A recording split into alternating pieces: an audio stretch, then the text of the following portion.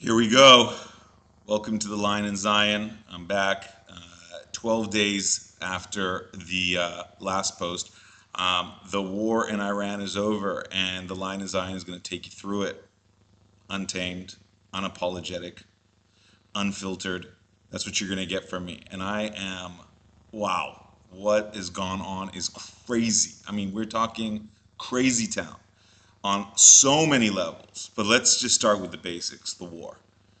Um, Trump put in a ceasefire. It looks like it's actually sticking for the last few hours, but Israel has definitely come out of this the winner. It took on the Goliath. We're talking about 10 times its population, 75 times its land mass. Nobody took on Iran for 40 years, despite killing hundreds and hundreds of American U.S. servicemen in Iraq with IEDs, harboring Al Qaeda, taking over embassies, blowing up Marine barracks, threatening every other day death to America in their legislative parliaments,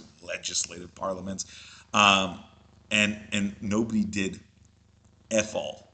That's it. They didn't do nothing. Nobody did crap. All the nukes, all your submarines, all your F-22s, all your Mirages, all your Harrier jets, aircraft carriers, nada. Okay? And then we see a IAEA report come out, 60% enrichment. They have nuclear facilities all over their country.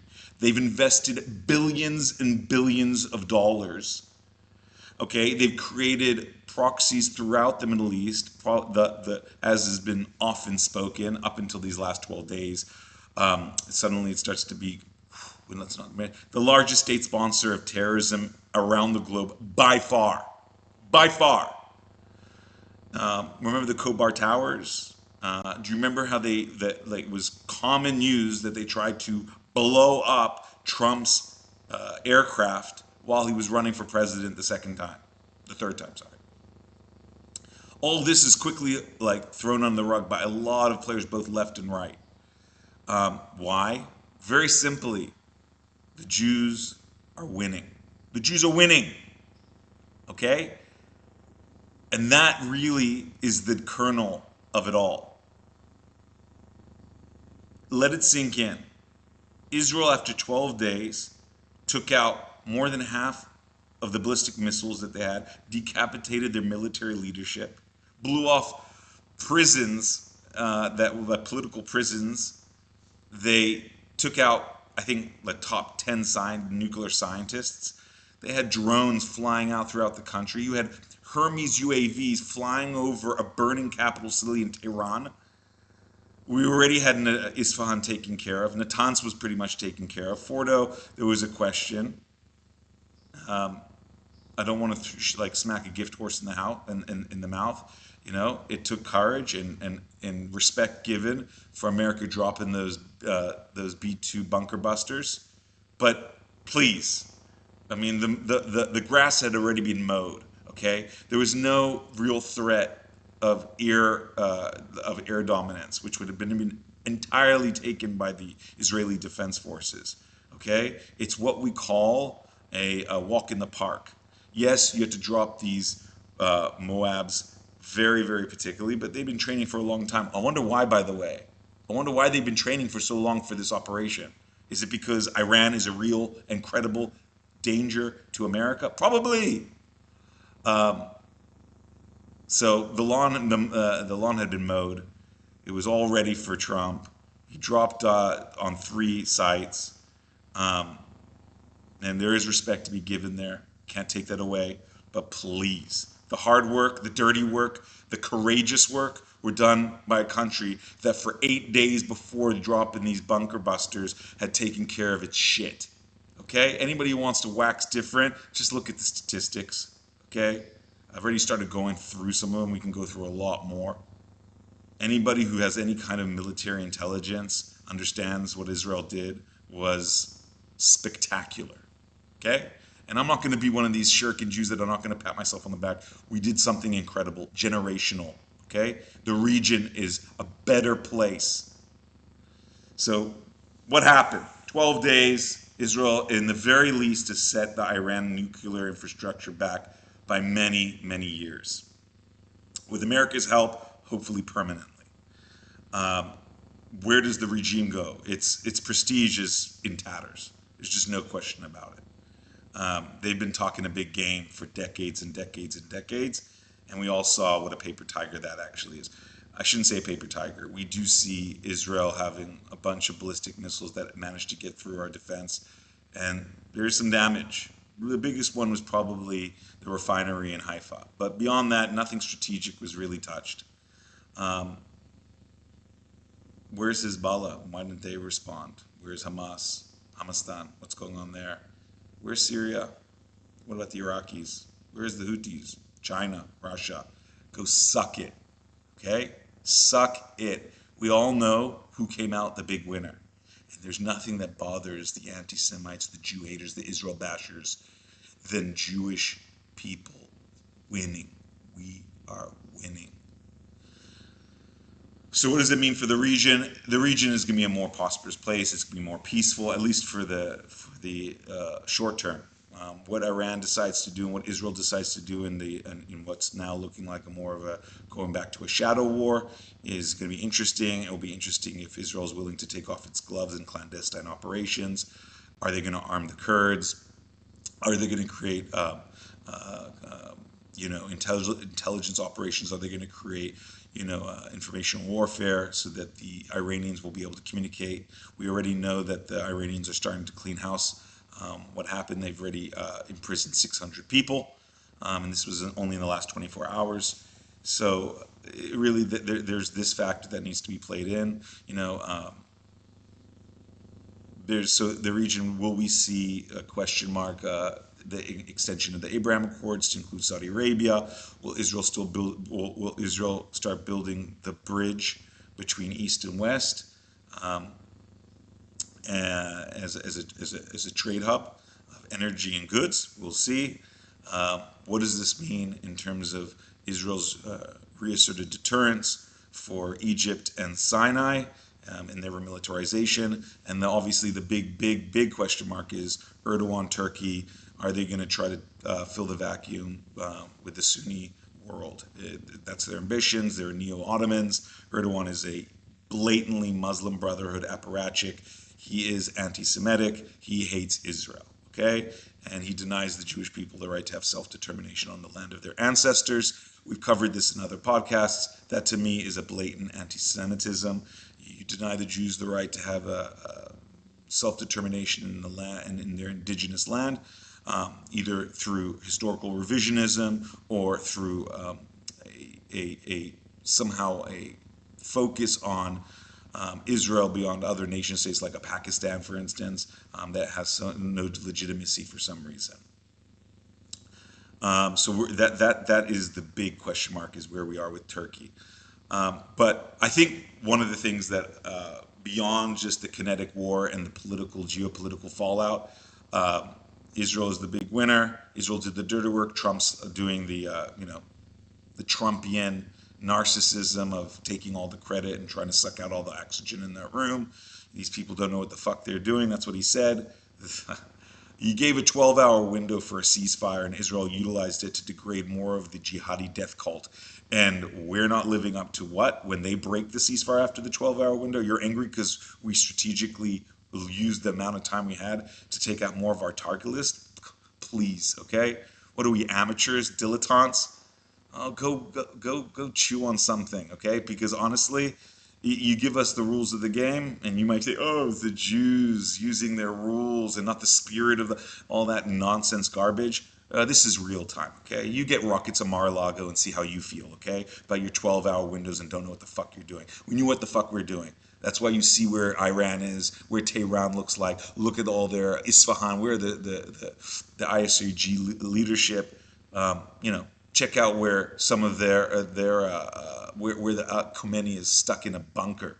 Okay, we're gonna be told, we don't know what the fuck you're doing. It's because of us that you were able to send your B2s unmolested, right? And then suck up the victory parade. So yeah, there's a little bit of a sort of bad taste in the mouth when Israel for 11, 12 days is taking missiles and fighting what nobody else would do, and then you come in for a mission, a specific mission, and then call it a day, and then make us call it a day. Okay, we understand, it makes sense. We pretty much did what we wanted to do, so we're agreeing to the ceasefire. But don't drink your own Kool-Aid, okay, Steve Bannon? We ain't no protectorate, okay? You don't want to sell us weapons like you did in 48, in 56, in 67. We were still a regional hegemon without U.S. weapons, okay? And we didn't get our supposed nukes from America. It was the French. Okay? You want us to go back to that time? If that's where we're going to be? That's what we'll do. We're not frightened. We're not scared. This isn't weak-kneed Jews. This isn't Plots Poland in the 20s and 30s. Okay? You don't want to deal with the Jews. You don't want us fighting and destroying jihadis all across the region, paving a way for maybe a more American-friendly environment. Fine. We'll go sell our wares somewhere else. We'll build the F-35 helmets somewhere else. Okay? We'll give UAV, doctrines, which we were the first ones to employ in the '82 Lebanon War. We'll go somewhere else if that's really where you think that's what we are, just a vassal state. Gosh, man, you guys have not learned anything. This last 20 months have not taught you anything. And for those who say, what benefit do we get from an American-Israeli alliance? What are you smoking? What like crack are you on? Okay, let's just. I'm not going to go down it because there's a certain level of do you want to really justify? But Google, okay, one of the biggest companies in the world, okay, an American company, okay, in the middle of this genocide supposedly. What's their biggest acquisition ever? Oh, wait a second, $43 billion from a company in Israel called Wiz that's done cloud security. Well, that's not a benefit to America to buy Israeli tech to make you guys, basically staying in front of the curves of the Chinese and the Russians. No, that's not a benefit. Drip water irrigation that basically allows you to do irrigation and feed poverty-stricken countries for it, like on magnitudes of X10 and invented in Israel. How about the cancer stuff? How about the pill you put up your ass instead of putting a stick up your ass so you can see what's going on in your when you're doing a prostate exam or intestinal exam? What about that? What about the intelligence? You claim Mossad is doing everything, right? Mossad is everywhere. Everything's controlled by Mossad, but you don't want the intelligence sharing that we're giving in real time. You know what? You do your Five Eyes with Australian and New Zealand intelligence services. Good luck with that. I mean, it's preposterous. It's a joke. It like requires blinders of immense proportions. So really, where is this leading to? What we saw, just like we saw after October 7th, is October 8th, the shocking response to a death cult marching on 22 towns, mass raping, mass murdering, mass kidnapping, burning and looting, was that they're with with the jihadists. You have like protests all around the world with the jihadists, not the democracy that's creating shit everybody wants and has like 5 elections in like 6 years. And basically you can have gay pride parades and all that kind of stuff. But no, you're going to stick with the the Iran sponsored jihadists who don't even want a Palestinian state. They want a caliphate. That's what we saw. So what did we see in the Iran war? We saw anti-Semitism.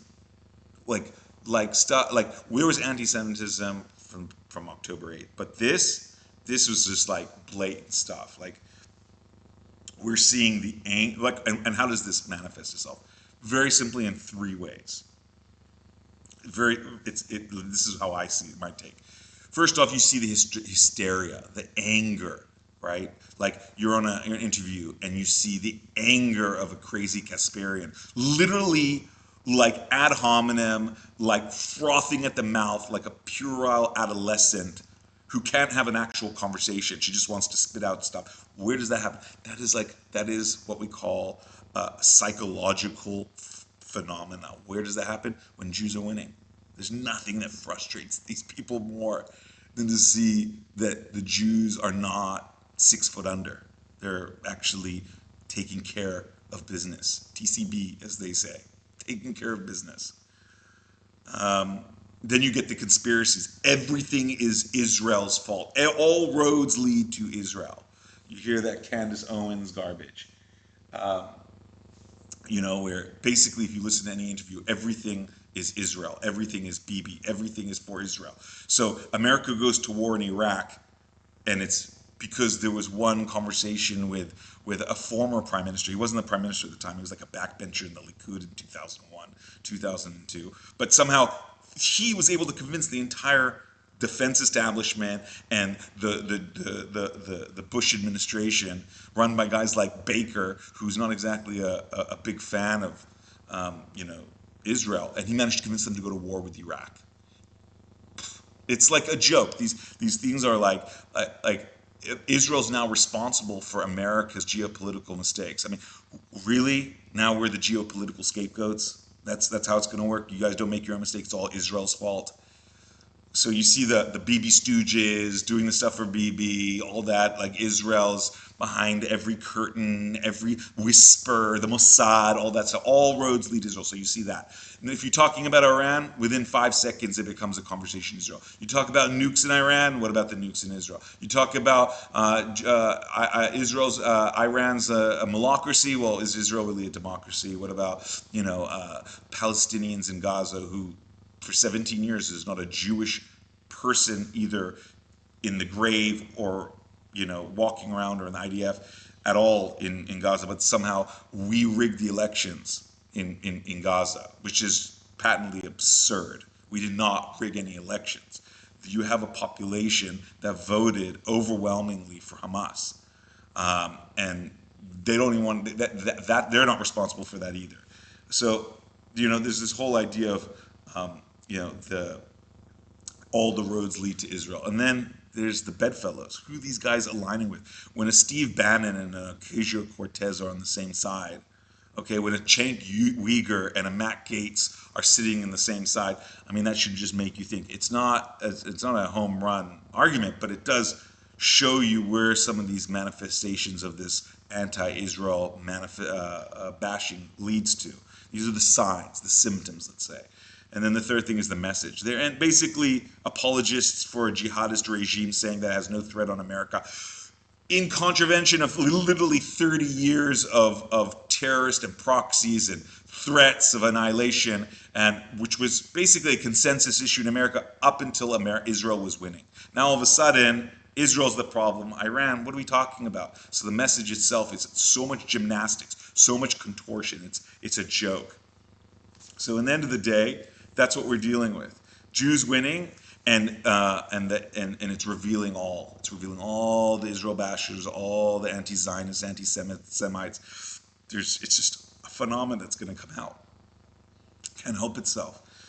What does the future look like? Well, I think from the regional perspective, I mapped out, I think Turkey's the big question mark. What are they going to do? Are they going to take advantage of the vacuum? And then also the other question mark is, what does Israel do the day after with Iran?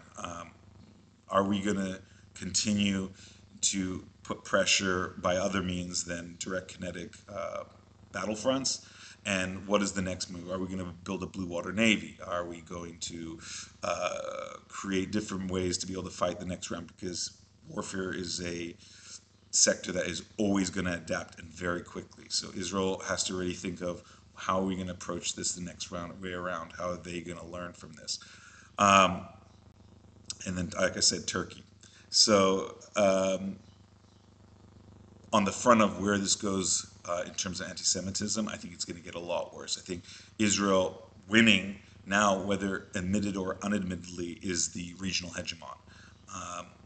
And the world will spare it no sympathy. So I expect what will be is on the anti-Semitism front, dispensationalism will be the hot topic.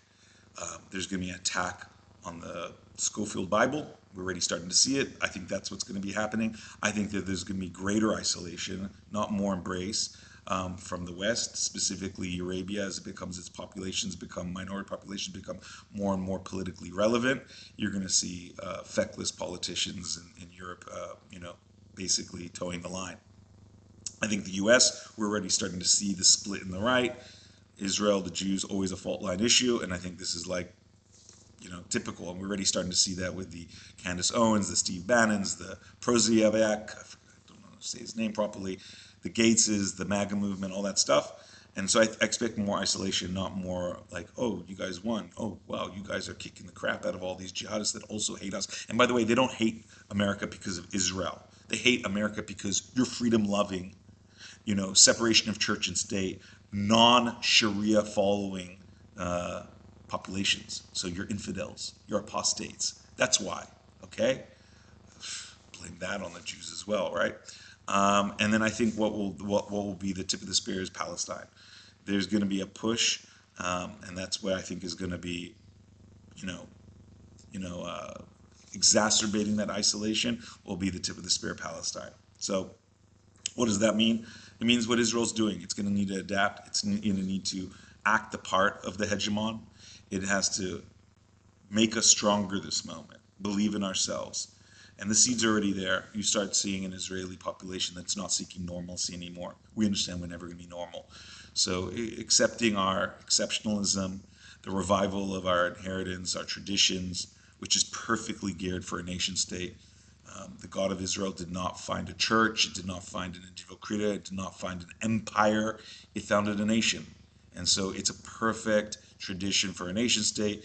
And the more we will revive that and reconcile it to where we are today, the stronger we'll be from a cohesive perspective, culturally, socially, and then inevitably politically. So I think that that's really where Israel's going to need to go. In the meantime, I just wanted to give my take. I hope this helped clear some things up.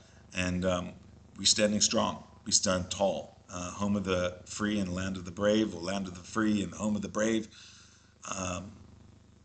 Israel's done some stuff that's going to change the region for a long time. Speak to you soon. Have a good one.